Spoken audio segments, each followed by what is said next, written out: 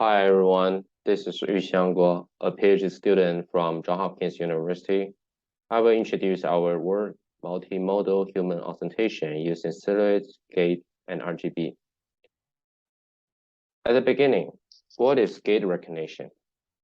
Gait recognition is a human authentication method using body shape and walking pattern. There are multiple modalities that can be used in this task, such as face recognition, which is widely applied and achieves very high performance. But how about this case?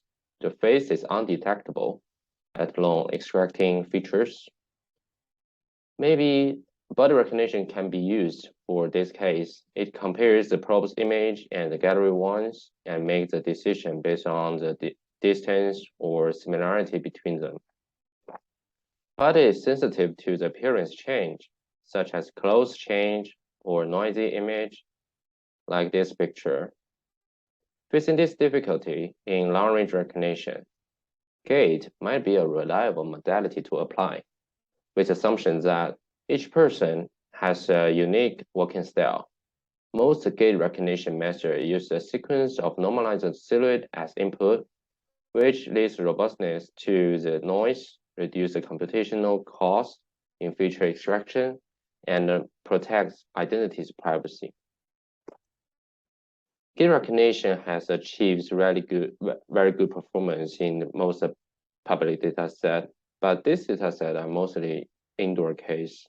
So we found two problems in these gait models. The first one is the view angle information is very helpful, but it's not directly input into the system. We can see from these images that it is distinguishable to separate the sequences from the same identity, but from different view angle. But it's hard to recognize the different people from the same angle. This is not desirable. And it's also hard to recognize a person from the symmetric angle, like the 0 and 180. Besides, RGB and silhouette both have their own advantages. Silhouette, which is widely used in gait recognition, can get a robust result with the cost of losing too much information, especially for long-range recognition. Although it can achieve good performance for the public data set, which are mostly indoor. So for outdoor case, we think we cannot lose this kind of information. Corresponding to the problems in previous method, we present our two contributions. The first one is a gait pattern. Using the double helical signature, DHS, a traditional gait representation, embedding viewpoint and walking characters into the feature extraction. The generation process is shown here.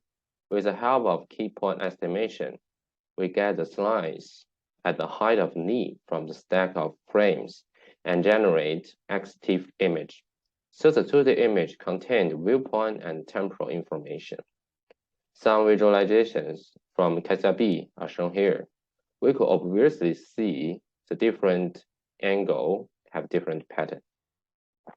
And we also introduce a dual modal ensemble, applying the same feature extraction and embedding model to extract RGB and silhouette features and combine them together. This method is simple, but efficiently increases the performance. The pipeline is shown here. The gait branch contains gait pattern when it is applied indoor, since the key point estimation is relatively accurate. The gait and RGB features are combined together to get the sequence representation, and then compare with the representations from the gallery to see whether they are from the same identity. The formulations are shown here. We use the triplet loss on RGB and the gait branch to separate the ones from different identities. In order to show the performance, we did experiment on CASA-B and broad data, a newly collected long-range recognition data set. We follow the same setting to most models in CASA-B. As for Breyer, due to its complexity, we increase the batch size and the total iterations. These are some visualization of the Briar dataset. It contains the indoor and outdoor case. As for outdoor, is the distance ranging from 0 to 100 to 500 meters, and there are different viewing angles, like ground, high pitch, even UAV. These are the results for cassette B. We could obviously see that with the help of gate pattern, the gate part could achieve relatively high performance. And both of them are get a better performance comparing to the backbone.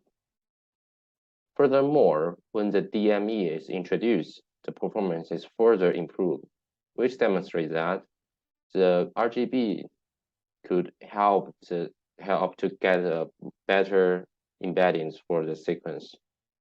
And we could see the CL could achieve 92.8% accuracy. As for Briar, the protocol define the gallery and probe with different closed setting. That's the reason why RGB branch, the performance is not that good, since it's sensitive to the appearance change. But when it combined with the original silhouette feature, the performance will increase mostly, even better than the silhouette. In order to demonstrate the effectiveness of the RGB, we also do another setting, the gallery and probe using the same closing. We could see the RGB performance will much better, and the combined one is even better than the only RGB is used. These two tables shows that the combined feature could make use of the robustness from the silhouette and high performance from the RGB. They could mutually help each other to generate a better feature. Thank you. Any question?